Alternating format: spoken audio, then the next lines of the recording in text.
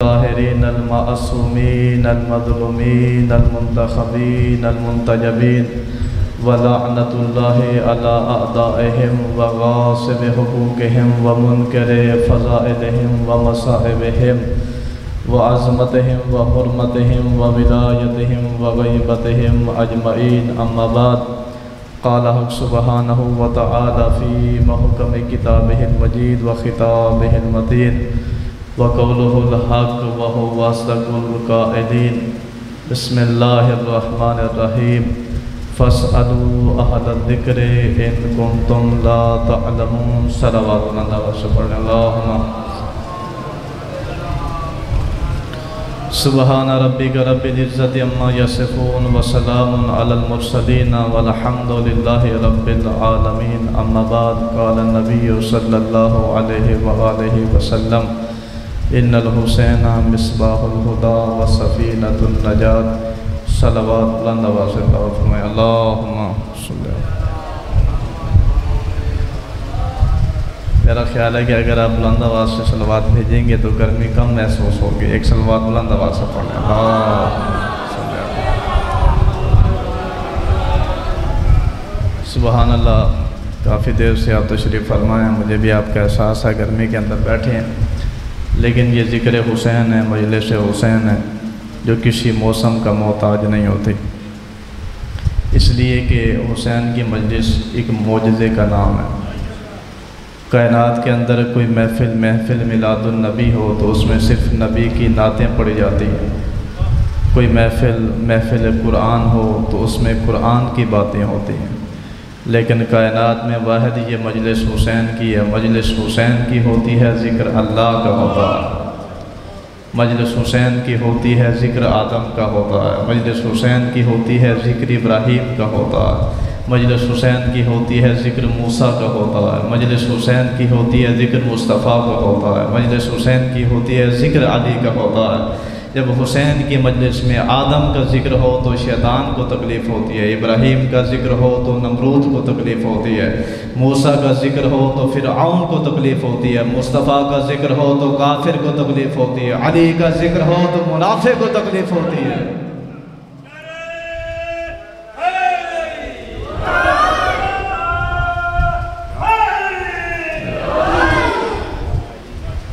وہ جو رہے. اور کیونکہ میں ملتان سے آیا ہوں، میں آپ کے ساتھ نماز بھی پڑھ چکا ہوں، لیکن میں نے آپ کو پہچانا نہیں تھا. پچھلے سال تقریباً اس سے پچھلے سال آپ کی میرے خیال ہے آپ کے گھر ہی بیٹھا تھا، لیکن اس دفعہ ماحول تھوڑا تبدیل تھا. ایک صلوات بلند آواز سے پڑھنا.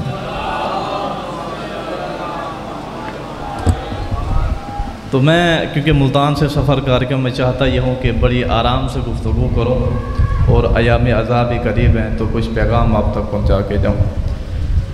جس نبی کا آپ اور میں کلمہ پڑھتے ہیں، جسے سید الانبیاء کہا جاتا ہے بزرگوں، اس نے 40 سال تک اپنی امت کو قرآن پڑھ کے نہیں سنایا. 40 سال تک پوری ذمہ داری کے ساتھ. مکے کی سرزمین ہو، مدینہ کی سرزمین ہو، کوئی بھی بشر ہو، 40 سال تک مصطفیٰ نے امت کو قرآن پڑھ کے نہیں سنایا. اب آپ کے ہاتھوں کی زیارت کروں گا. یعنی 40 سال تک مصطفیٰ نے امت کو قرآن بن کے دکھایا، پھر قرآن پڑھ کے سنایا.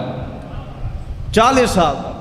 اور یہ جو 40 سال کا دورانیہ تھا بزرگوں، اس 40 سال کے اندر یہ جو قرآن نہیں پڑھا، اس میں کافر، مشرک، منافق مصطفیٰ کو صادق بھی مانتے رہے اور امین بھی مانتے رہے.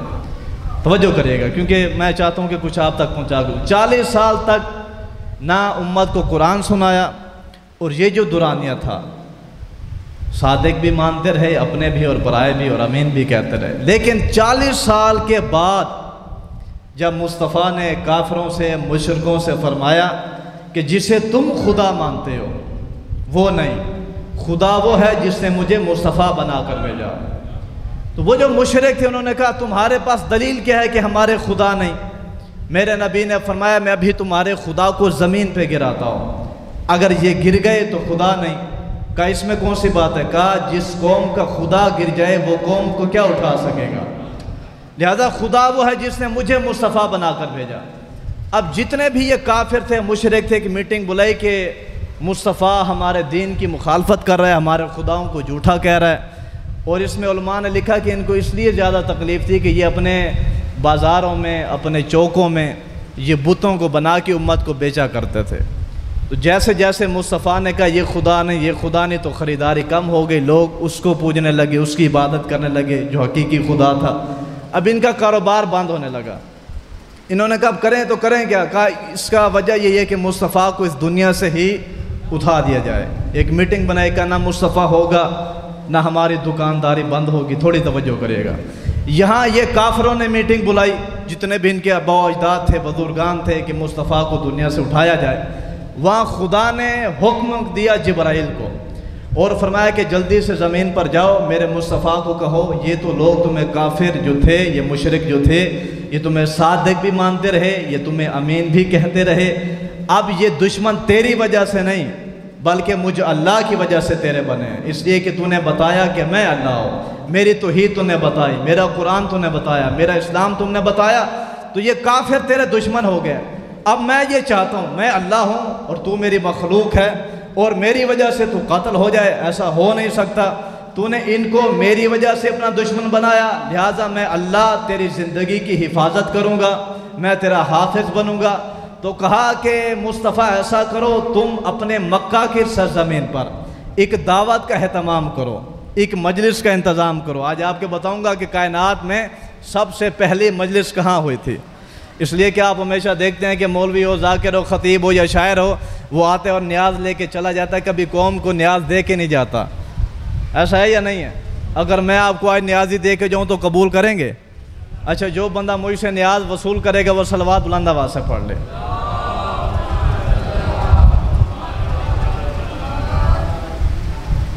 تو کہا کہ ایک دعوت کا اہتمام کرو اور اس میں عشیرتک الاقربین، اپنے قرابہ داروں کو بلاؤ، اپنوں کو، پراؤں کو، جتنے بھی سردار ہیں، اور اس میں میرا اعلان رسالت کرو. دیکھیں آپ یہاں پر مجلس ہوئی، کوئی بندہ تیزی سے جا رہا ہو، کوئی نام ذاکر پڑھنے والا ہو، آپ اس سے پوچھیں کہاں جا رہے ہو، وہ کہے گا کہ مجلس میں جا رہا ہوں.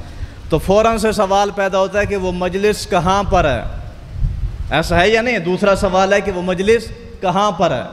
اب مصطفیٰ نے مکہ میں اعلان کر دیا علی کی زبان سے کہ دعوت کا اہتمام ہے. تو سوال تو بنتا ہے کہ وہ دعوت کہاں پر ہوگی. تو امت نے علی سے پوچھا کہ یا علی، تم یہ تو کہہ رہے ہو کہ مصطفیٰ کا حکم ہے کہ دعوت ہے، یہ دعوت کہاں پر ہے؟ علی نے مصطفیٰ سے پوچھا، مصطفیٰ نے خدا سے پوچھا، پروردگار یہ تو بتا یہ مجلس کا انتظام کرنا کیا ہے، یہ مجلس رکھنی کہاں ہے، یہ دعوت کرنی کہاں ہے. آواز پروردگار مصطفیٰ ان لوگوں سے کہہ دو کہ دعوت کا اہتمام، مجلس کا انتظام ابو طالب کے گھر پہ ہوگا. کہاں ہوگا؟ تھوڑا جا کے سنے گا. ابو طالب کے گھر پر ہوگا، ابو طالب کے گھر پر ہوگا. اب میں آپ سے ذرا سوال کروں گا، اپنی ضمیر کی عدالت میں بیٹھ کر سوچنا. 73 فرقوں کے علماء کرام سے متفقہ سوال کر کے پوچھو کہ مکہ کی سرزمین پر ہی ابو طالب کا گھر تھا اور مکہ کی سرزمین پر ہی بیت اللہ تھا، تو پھر یہ اعلان رسالت، یہ توحید کا پہلا جلسہ یہ اللہ کے گھر میں کیوں نہیں ہوا، یہ ابو طالب کے گھر کیوں ہو رہا ہے؟ 73 فرقوں کا متفقہ جواب ہوتا ہے اس وقت ہماری مجبوری تھی. کیا مجبوری تھی؟ کہ اس وقت بیت اللہ میں بت تھے، بیت اللہ میں بت تھے.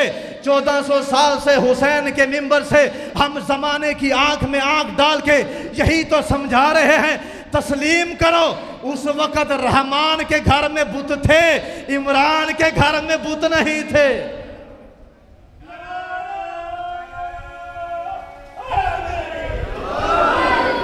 اچھا مجھے یہ بتائیں، یہ ایک بزرگ نعرہ اگر لگوایا نا نعرہ تو آپ سب سمجھیں گے مولوی صاحب نے ان کو پیسے دیے ہوئے ہیں. ایک صلوات بلند آواز سے پڑھ لیں. اللہ آپ کو سلامت رکھے. فرمایا میری گفتگو سمجھ آ رہی ہے آپ کو؟ زیادہ تیز تو نہیں ہو. فرمایا ابو طالب کے گھر میں یہ دعوت کا اہتمام ہوگا. آج مجلس ہے، میں بھی لنگر کر کے یقیناً آپ بھی کریں گے. اور خدا کی قسم بزرگوں، کوئی بھی مجلس ہو بغیر لنگر کے کامیاب نہیں ہوتی. ہمارے ہاں ملتان میں تو ایسا ہے بزرگوں، ہمارے ہاں، آپ کے ہاں مجھے نہیں معلوم، کہ کافی سارے امام برگاہ ہیں تو وہاں مومنین ایک دوسرے کو فون کر کے پوچھتے ہیں کہ وہاں لنگر میں کیا ہوگا. تو جہاں پہ وہ کہتے ہیں کہ یہاں بیف ہوگا یا بکرا ہوگا تو سارے لوگ کہتے ہیں چاہے سفر جتنا بھی ہو تو پہنچیں گے وہیں کہ جہاں پہ ہمیں بکرا نصیب ہوگا. ایسا ہے یا نہیں؟ ہمارے ہاں تو ایسے، آپ کے ہاں بھی ایسا ہوتا ہوگا. یہ لنگر کا یہ بڑا فائدہ ہوتا ہے. تو اب کیونکہ مصطفیٰ کے ہاں دعوت ہے اور گھر ابو طالب کا ہے تو یہاں بھی تو دعوت کا اہتمام ہونا چاہیے. بغیر کھانے کے کیسے کام چلے گا؟ تو پھر مصطفیٰ نے پوچھا پروردگار یہ جو لوگ میرے مہمان آ رہے ہیں ان کو کھانا کون کھلائے گا؟ فرمایا کھانا بھی ابو طالب کھلائے گا. اب پھر فکرہ دے دوں تاکہ آپ کی گرمی ٹوٹ جائے. کھانا بھی ابو طالب کھلائے گا. پروردگار تو نے موسیٰ کی گنہگار قوم کے لیے جنت سے کھانے بھیجے تھے، یہ تیرا سید الانبیاء نبی ہے، اگر تو اس کے مہمانوں کے لیے بھی جنت سے کھانے بھیج دیتا تو تیری خدائی میں فرق نہ آتا. آواز پروردگار آتے میں پہلے دن سے ہی انہیں ابو طالب کا نمک کھلا رہا ہوں. قیامت تک جو بھی ابو طالب کو کافر کہے وہ نمک حرام تو ہو سکتا ہے، نمک حلال نہیں ہو سکتا.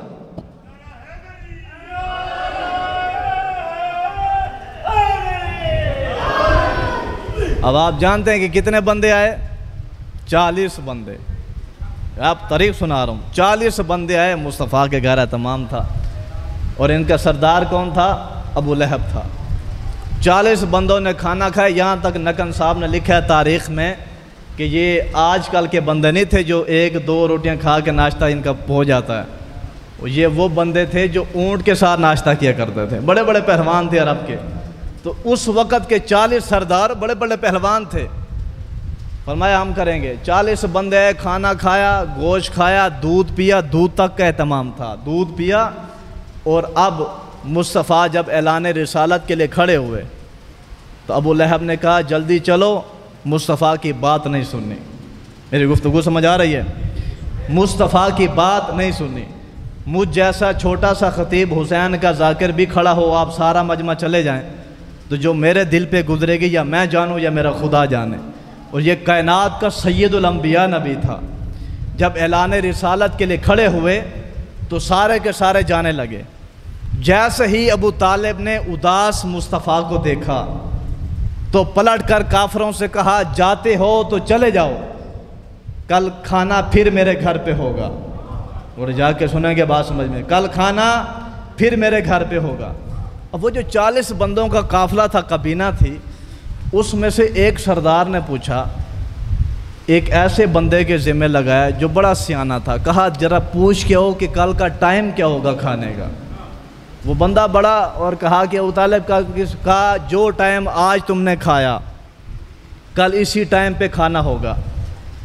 دوسرا دن آ گیا، تھوڑی توجہ کے ساتھ. دوسرا دن آ گیا اور پھر وہی 40 کے 40 بندے کھانا کھایا، گوشت کھایا، دودھ پیا. اور پھر مصطفیٰ کھڑے ہوئے اور پھر وہ جانے لگے. سارے بول دو بے شمار لانا. اور پھر ابو لہب نے کہا چلو مصطفیٰ کی بات نہیں سننی. اب پھر اس مصطفیٰ اداس ہوئے. ابو طالب نے پھر دیکھا اور پھر کافروں کو دیکھ کر کہا جاتے ہو تو چلے جاؤ. اب میرے سوزی تو آپ ہیں نا، میں ذاکر نہیں ہوں سوزیوں والا، میرے سوزی آپ ہیں. جاتے ہو تو چلے جاؤ، کل کھانا پھر میرے گھر پہ ہوگا. اور یہی ٹائم تھا. تیسرا دن ہوا، جو کرکٹ دیکھتے ہو بزرگوں، تیسرا دن ہوا. کافر ہیٹ ٹرک کے چانس میں تھا. اگر کافر کی ہیٹ ٹرک ہو جاتی اسلام کا سوئم ہو جاتا، اسلام کا نام لینے والا کوئی نہ ہوتا. توجہ ہے یا نہیں ہے؟ تیسرا دن پھر ہوا. کھانا کھایا، دودھ پیا. اب جیسے ہی ادھر سے مصطفیٰ کھڑے ہوئے اور ادھر سے ابو لہب نے کھڑے ہو کر اپنے کابینہ سے کہا چلو مصطفیٰ کی بات نہیں سننی. جیسے ہی ابو لہب کھڑا ہوا، ادھر سے وہ اٹھا، ادھر سے ابو طالب اٹھے، ادھر سے کذاب اٹھا، ادھر سے 14 صادقین کا باپ اٹھا، ادھر سے کعبے کا چور اٹھا، ادھر سے کعبے کا محافظ اٹھا. بایاں ہاتھ ابو لہب کے شانے پہ رکھا اور جھٹکا دے کے فرمایا اسکت یا حمار، او گدھے زمین پر بیٹھ جا، گدھے زمین پر بیٹھ جا. آج بڑے بڑے علماء، بڑے بڑے مفتیان دین ٹی وی چینلز پر بیٹھ کر کہتے ہیں کہ ہم مصطفیٰ کے وفادار ہیں، ہم نبی کی شان پڑھنے والے ہیں. تمہیں کیا معلوم کہ مصطفیٰ کی شان کیا ہے؟ ابھی اسلام آیا نہیں، قرآن آیا نہیں. آج سے 1400 سال پہلے ابو طالب نے مکہ کی سرزمین پر کھڑے ہو کر یہ فیصلہ سنا دیا، اگر کوئی بندہ ہو کر میرے مصطفیٰ کی بات کو نہ سنے، دکھنے میں چاہے انسان ہو، حقیقت میں گدھا ہوتا ہے۔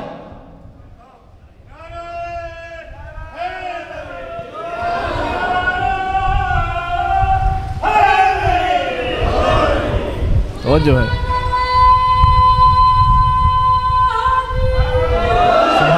سبحان اللہ، اس کو دیا حمار، زمین پہ بیٹھ جا۔ اب عبداللہ کے باپ کا ہاتھ تھا، کسی عام کا تو نہیں تھا، زمین پہ بیٹھا، اور دایاں ہاتھ اپنے عبایا سے نکال ابو طالب نے مصطفیٰ کی طرف اشارہ کیا، فرمایا قم یا سیدی، اٹھ میرے سردار، و یا مولائی، اٹھ میرے مولا، اٹھ میرے مولا۔ عرب کے اندر کوئی چچا اپنے بھتیجے کو اپنا مولا نہیں کہتا تھا۔ اللہ کی اس زمین پر واحد ابو طالب تھے جس نے چچا ہو کر مصطفیٰ کو اپنا مولا کہا، اٹھ میرے مولا، اٹھ میرے مولا۔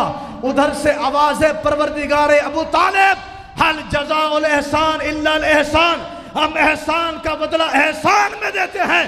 آج تو نے 40 کافروں کے سامنے میرے مصطفیٰ کو اپنا مولا کہا، کل میں اللہ 1.25 لاکھ صحابہ کے مجمع میں تیرے بیٹے علی کو مولا کہلواؤں گا بھی صحیح، مولا منواؤں گا۔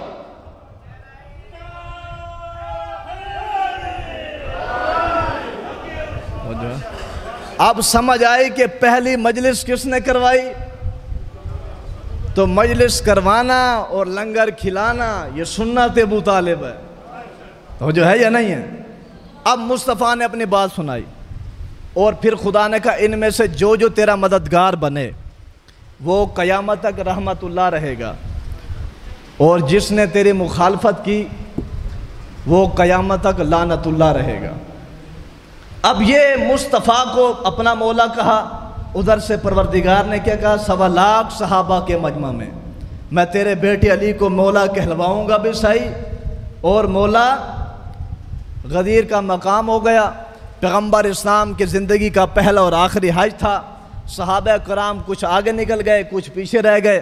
اچھا آج بھی بہت زیادہ گرمی ہے نا، کافی گرمی ہے، لیکن وہ مکہ کی سرزمین تھی، جہاں نہ سایہ تھا نہ پانی تھا، بالکل چٹا ریتلی علاقہ تھا، اتنی گرمی۔ وہ اللہ جو اپنے مصطفیٰ سے کہتا رہا کہ عبادت اتنی نہ کیا کر، تیرے پاؤں پہ ورم آ جاتا ہے، لیکن ولایت علی کا اعلان اتنا اہم تھا، خدا نے یہ نہ دیکھا کہ مصطفیٰ تھا، فرمایا اگر آج تو نے یہ کام نہ کیا تو تو نے رسالت کا کوئی کام۔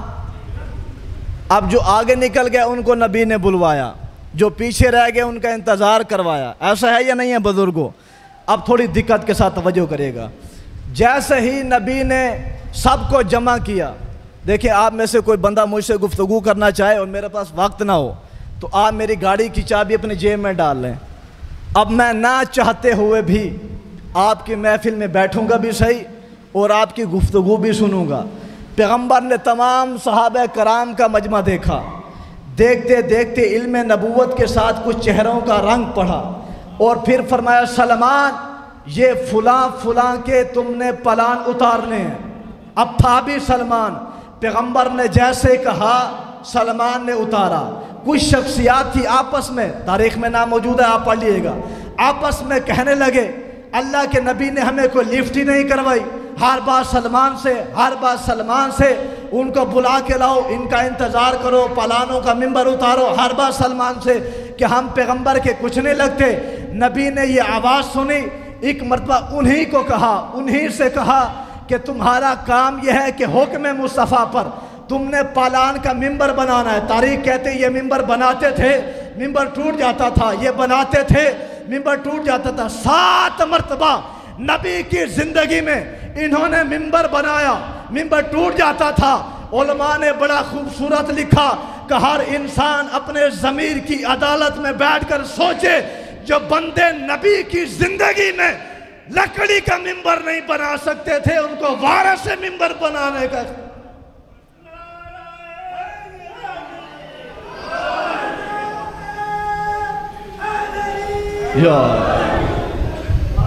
فرمایا بناؤ ممبر. یا تھوڑی سی آواز کھولنا بھائی, آواز نہیں ہے. بناؤ ممبر. اب پھر تاریخ کا گواہ ہوں, پیغمبر نے جب 7 مرتبہ یہ نہ بنا سکے, پھر سلمان کو حکم دیا کہ تم نے یہ ممبر بنانا ہے, اور سلمان نے ممبر بنایا. پیغمبر ممبر پہ کھڑے ہوئے اور فرمایا من کون تو مولا ہو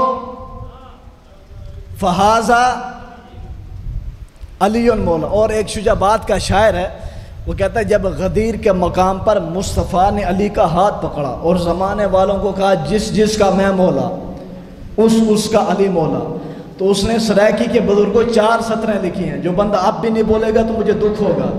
سرائکی کی 4 سطریں. وہ کہتا ہے غدیر کا مقام تھا نا, قدر دے ہاتھ وچ قضا دا ہاتھ ہے, قدر دے ہاتھ وچ قضا دا ہاتھ ہے, شرم دے ہاتھ وچ حیا دا ہاتھ ہے, عجیب منظر قوم دے اندر نبی دے ہاتھ وچ خدا دا ہاتھ ہے.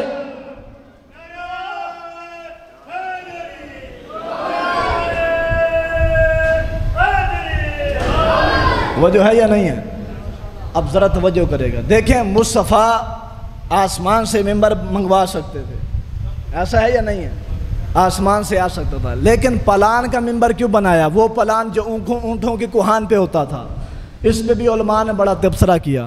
اب میں آپ کو چیک کروں گا, اب تک آپ نے مجھے چیک کیا, میں آپ کو چیک کروں گا آپ کیسے سنتے ہیں.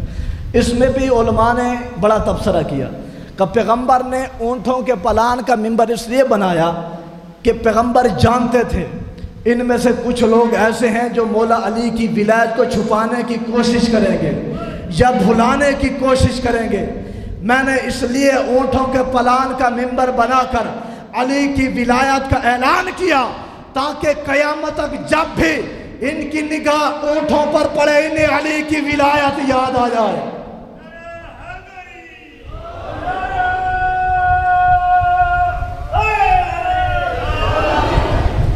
قبلہ میرے پیچھے آپ واہ واہ کر رہے ہیں لیکن آپ کو گرمی کھا جائے گی. اچھا قبلہ صاحب توجہ ہے یا نہیں ہے؟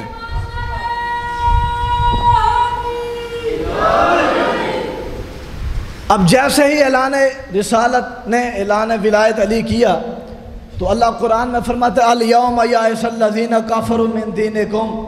اے رسول آج آپ نے علی کی ولایت کا اعلان کیا تو کافر تیرے دین سے مایوس ہو گیا, کافر تیرے دین سے مایوس ہو گیا. وہ کافر جو ہجرت کی شب کو بھی مایوس نہ ہوا تھا, کافر مصطفیٰ کو قتل کرنے کے لیے آیا. اللہ نے پیغمبر سے فرمایا تم یہاں سے ہجرت کرو, پروردگار میرا جو بستر ہے, فرمایا اپنے بستر پر کسی کو سلاؤ, اپنے بستر پر کسی کو سلاؤ. پیغمبر نے اصحاب کی طرف دیکھا اور فرمایا کون ہے جو مصطفیٰ کے بستر پہ سوئے؟ زیدی صاحب کہا کرتے تھے بڑے بڑے قد والے آگے بڑھے اور کہا آنا یا رسول اللہ, ہم ہیں جو آپ کے بستر پہ سوئیں گے. پیغمبر نے مسکرا کر فرمایا کہ آج یہ مصطفیٰ کا بستر نہیں, خطرے کا بستر ہے. تو کہا کہ جتنی تیزی کے ساتھ سونے کے لیے آئے تھے نہیں اتنی نہیں, اس سے ڈبل تیزی کے ساتھ واپس لوٹے. اور کہا اللہ کے نبی پھر کبھی قسمت نے ساتھ دیا تو سو جائیں گے مگر آج نہیں سوتے.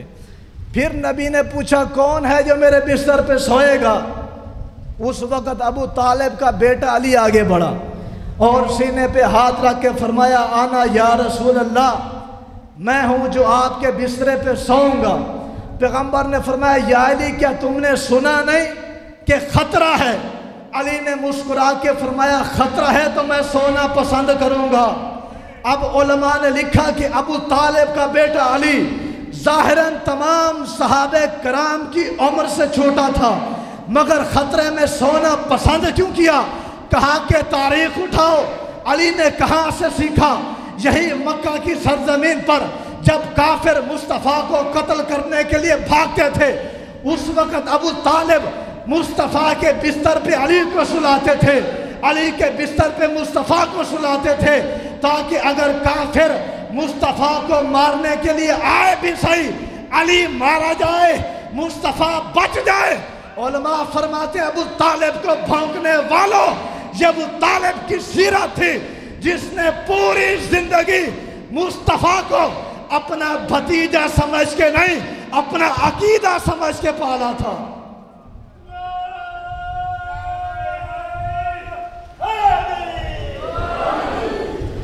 وجہ ہے یا نہیں ہے؟ فرمایا ہم سوئیں گے۔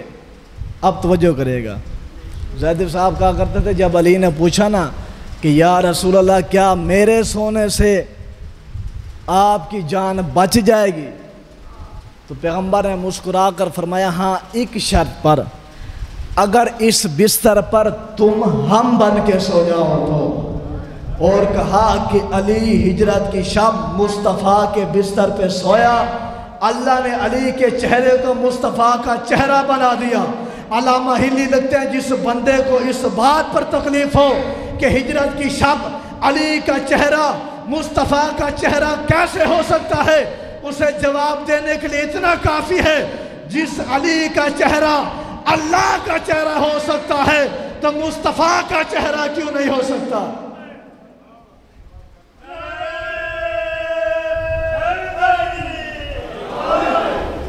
اور علی، عمران شاہ جی آگے آ جائیں، اور علی بستر رسول پر سوئے نا، شاعر کہتا ہے کہ قطرے کو سمندر سے ملایا نہیں جاتا، بزدل کو دلاور سے بڑھایا نہیں جاتا، غاروں میں تو غیروں کی نبھ جاتی ہے لیکن بستر پہ تو غیروں کو سلایا نہیں جاتا۔ اور علی سوئے، اور میں کہتا ہوں کہ یا علی آپ نے پوری زندگی اپنی کبھی مصطفیٰ کے سامنے اگر مگر کا سوال نہیں کیا۔ یہ ہجرت کی شب کو آپ کو کیا ہو گیا تھا کہ آپ نے پلٹ کر یہ پوچھا کیا میرے سونے سے آپ کی جان بچ جائے گی؟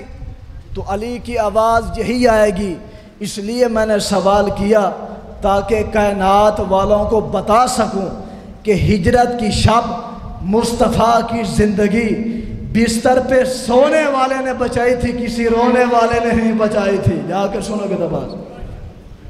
تو یہ کافر وہاں بھی مایوس نہ ہوا، لیکن جیسے ہی اعلان ولایت علی ہوا تو اب یہ کافر دین سے مایوس ہو گیا۔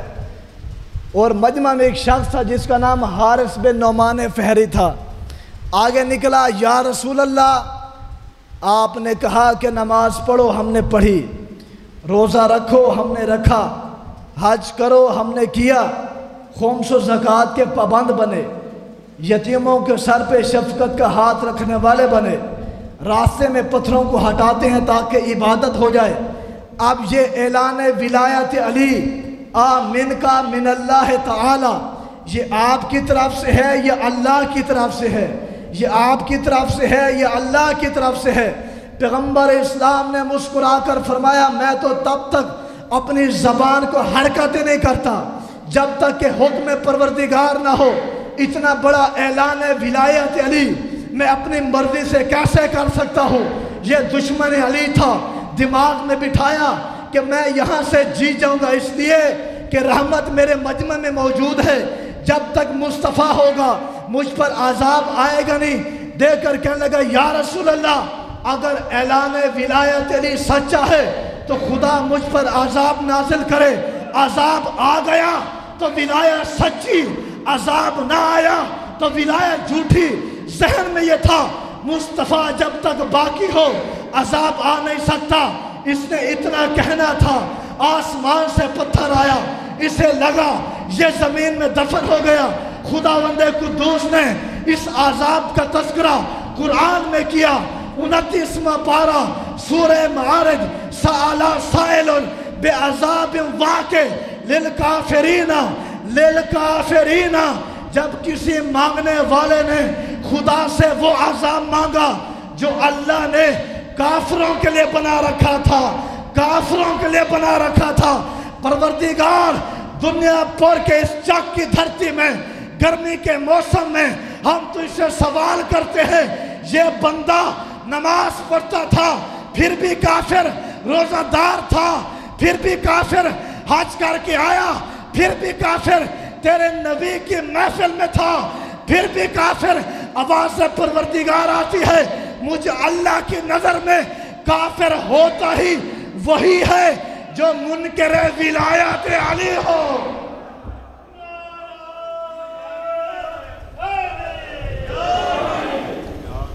توجہ ہے یا نہیں ہے؟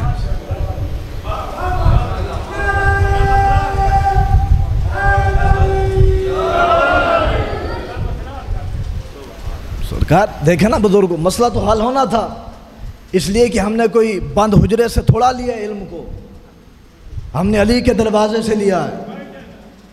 اور لوگوں کے جو پیر تھے نا، ان سے جب بھی کوئی مسئلہ، پہلے تو وہ کہتے پروردگار مسند تو مل گئی، اللہ کرے مسئلہ پوچھنے والا کوئی نہ ہو، لیکن میرا وہ علی تھا جس نے ہر منبر پہ سینے پہ ہاتھ رکھ کے فرمایا کوئی ہے جو علی سے سوال کرے اور علی سے جواب دے۔ یہ بڑی بات ہے، خدا کی قسم، قرآن کہتا ہے فَاسْأَلُوا أَهْلَ الذِّكْرِ إِن كُنتُمْ لَا تَعْلَمُونَ۔ خبردار، پاکستان والوں نہیں، ہندوستان والوں نہیں، جہاں جہاں تک بھی انسان ہے، فرمایا ہر کسی ایرے غیرے نتھو خیرے سے سوال نہیں کرنا، سوال اس سے کرنا جو اہل ذکر ہو، اور کرنا بھی وہ جو تم جانتے نہیں۔ اور یہی بات تھی، علی حیدر قرار کائنات والوں کو سوالوں کے جواب دیتے اور بن سوچے دیتے۔ ایک دشمن علی تھا، علی کے اس حرکت کو، علی کے اس فعل کو روزانہ دیکھتا کہ علی اتنے لاکھوں کے مجمع کو ایک ہی وقت میں اتنے سوالوں کے جوابات اور بن سوچے۔ ایک دن علی کی چوکھٹ پہ آگے، یا علی اتنے لوگوں کو سوالوں کے جواب دیتے ہو، کبھی سوچ بھی لیا کرو۔ علی نے مسکرا کر فرمایا سوچنے کی وجہ کہ یا علی اتنے مشکل سوالات ہوتے ہیں، آپ بن سوچے جواب دیتے ہیں، کبھی آپ کو جواب نہ آیا، آپ نے غلط جواب دے دیا تو کیا ہوگا آپ کا؟ علی نے مسکرا کر فرمایا تم مجھے سکھانے کی کوشش کرتا ہے، یہ بتا کہ تیرے ہاتھ کی کتنی انگلیاں ہیں؟ علی کو دیکھ کے کہتے ہیں 5۔ ابو طالب کے بیٹے علی نے فرمایا تو نے کیوں نہیں سوچا؟ دیکھ کے کہتے ہیں یا علی سوچنے کی کیا بات ہے، یہ تو ہر وقت میرے آنکھوں کے سامنے رہتی ہے۔ ابو طالب کے بیٹے علی نے فرمایا بکواس بند کر، جیسے یہ 5 انگلیاں، یہ ہتھیلیاں ہر وقت تیرے آنکھوں کے سامنے رہتی ہے، ایسے پوری کائنات علی کی آنکھوں کے سامنے رہتی۔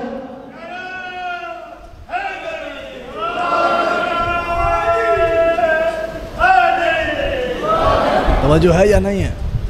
بزرگوں آپ کا فکرہ کہہ رہا ہوں، محرم قریب ہے، ابھی لکھ دیا جائے گا دیوار پہ فلاں کافر فلاں کافر، ایسا ہے یا نہیں ہے؟ بینر اٹھا لیے جائیں گے اور جلوس نکالے جائیں گے، جی فلاں کافر فلاں کافر۔ ہم تو حسین کے منبر سے یہی کہتے ہیں، بڑے پیار کے ساتھ کہتے ہیں کہ کافر وہ نہیں ہوتا جسے دیوار پہ کافر لکھو، کافر وہ ہوتا ہے جسے قرآن کافر کہتا ہے، اس لیے کہ دیوار والا کافر تو مٹ سکتا ہے مگر قرآن والا کافر کبھی نہیں مٹ سکتا۔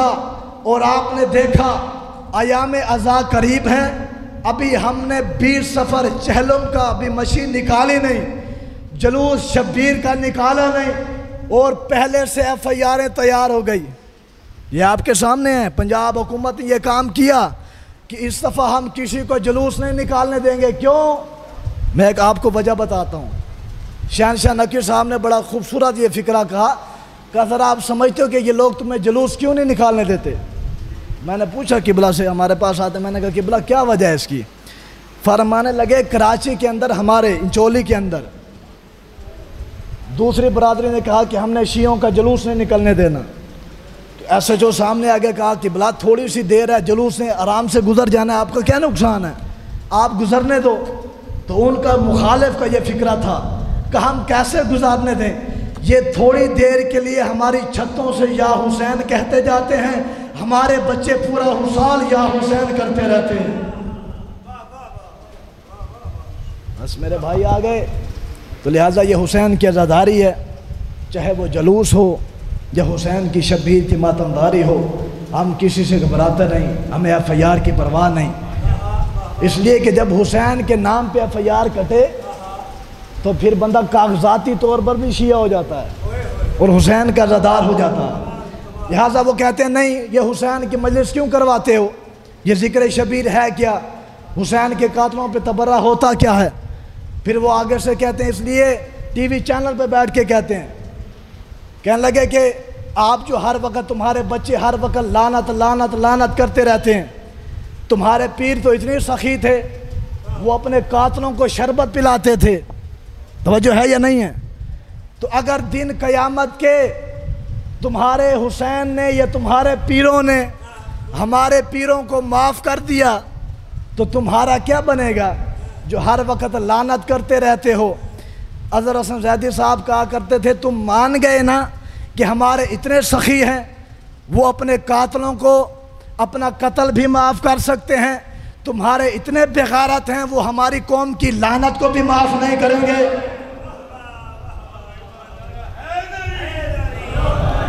بس میرے بھائی تشریف فرما ہیں آگے، میں یہیں سے جہاں سے میں نے آغاز کیا وہیں سے میں مسائل پڑھوں گا۔ آج تک زیدی صاحب سے کسی نے پوچھا کہ بلا ظلم تو انبیاء پر بہت ہوئے، لیکن آج تک کسی نبی کی مجلس نہیں ہوتی، کسی نبی کا چہلم نہیں ہوتا، کسی نبی کی عزاداری نہیں ہوتی۔ یہ حسین کی مجلس کیوں، حسین کا ماتم کیوں، شبیر کی عزاداری کیوں؟ تو زیدی صاحب نے رو کر کہا تھا اس لیے کہ اللہ نے کسی نبی کو زینب جیسی بہن نہیں دی تھی۔ خدا آپ کی آوازوں پر رحم فرمائے۔ خدا آپ کس لیے کہ محرم قریب ہے اور جس بی بی کی یہ محنت ہے میں اسی بی بی کا تذکرہ کرنا چاہتا ہوں کہ اللہ نے شبیر کو زینب جیسی بہن دی جس نے حسین کا ذکر کبھی مٹنے نہیں دیا۔ سنو گے فکرہ؟ خدا کی قسم میں بڑا سوچتا تھا، میں نے مقتل میں گناہگار آنکھوں سے پڑھا، یہ اتنی بی بی تھی مظلومہ کہ جب آخری وقت تھا اس بی بی کا، سجاد فرماتے ہیں جیسے ہم نے پھوپھی اماں کو لحد میں اتارا، میری پھوپھی اماں کے لب متحرک تھے، میری اماں کچھ بول رہی تھی، میں نے سوچا پھوپھی اماں مجھ سے کوئی وصیت کرنا چاہتی ہوں گی۔ سجاد فرماتے ہیں جیسے میں نے اپنے کانوں کو پھوپھی کے لبوں کے قریب کیا، میں مرنے سے پہلے مر جاتا، پھوپھی کا وہ لفظ نہ سنتا۔ وہ لفظ کون تھا؟ رکھا میری پھوپھی مجھ سے کہہ رہی تھی سجاد مسلمانوں کا دیا ہوا ہر دکھ میں زینب بھول سکتی ہوں، مگر ایک دکھ نہ میں قبر میں بھولوں گی نہ میں حاشر میں بھولوں گی۔ سجاد نے کہا پھوپھی اماں وہ کون سا دکھ ہے؟ کہ 11 محرم کو مجھ زینب کو حسین کے لاشے سے ایسے گزارا جیسے حسین زینب کا لگتا ہی کوئی نہیں تھا، کہ بھیا بھی میرا مارا گیا اور رونے بھی مجھے نہ دیا۔ سنو گے فکرہ؟ خدا کی قسم 28 رجب تھی جب یہ قافلہ چلنے لگا، اور آپ جانتے ہیں آخری فکرہ آپ جانتے ہیں کہ کس نے یہ فہرست تیار کی؟ آپ کے میرے مرشد عباس تھے۔ اس بی بی کا نام عباس نے لکھا نہیں، جیسے حسین نے فرمایا تحریر دکھاؤ، تحریر دیکھی، حسین ایک فکرہ کہا عباس تو نے میری اس بہن کا نام نہیں لکھا جس کی وجہ سے حسین ادھورا ہے، حسین کا مشن ادھورا ہے۔ عباس نے کہا مولا کون سی بہن؟ فرمایا اب یہاں پر لکھو زینب بنت علی۔ کیا لکھو؟ زینب بنت علی۔ توجہ کرے گا، زینب بنت، جو علماء کو سنتے ہو جو ذاکرین کو سنتے ہو بھائی نہیں عباس، زینب بنت علی گناہگار آنکھوں سے پڑھا۔ عباس نے بائیں ہاتھ اپنی آنکھوں پہ رکھا، دائیں ہاتھ سے علی کی بیٹی زینب کا نام آیت تطہیر پڑھ کے لکھنا شروع کیا۔ دیکھا نہیں زینب کی زے کہیں لکھی گئی، یہ کہیں لکھی گئی، نون کہیں لکھی گئی، بے کہیں لکھی گئی۔ یہ نام کے انداز کو جب حسین نے دیکھا ایک مرتبہ فہرست کو بھی پکڑا، عباس کو زمین سے اٹھایا، پیشانے پر بوسہ دے کر فرمایا تو علی کا بیٹا ہے، تو کبھی غلط نہیں لکھ سکتا۔ عباس نے جب لفظ کی ترتیب کو دیکھا، زے کہیں، یہ کہیں، نون کہیں، بے کہیں، حسین نے رو کر کہا عباس جیسے تو نے زینب کی زے کہیں لکھی، یہ کہیں لکھی، نون کہیں لکھی، بے کہیں لکھی، ویسے ہی میری زینب کبھی کس بازار، کبھی کس بازار، کبھی کس دربار۔ ہاں زیادہ رو سنو گے، جیسے ہی زینب کے باری آئی ایک مرتبہ سارے مسئولات سوار ہو گئے۔ ادھر سے زینب نے پہلا قدم اٹھایا، حسین نے آنکھوں کو بند کیا، نہیں پڑھنا میں نے سارا۔ جیسے ہی کہیں سے قاسم آئے، عباس ہے، زین العابدین آئے، علی کی بیٹی کو سوار کیا۔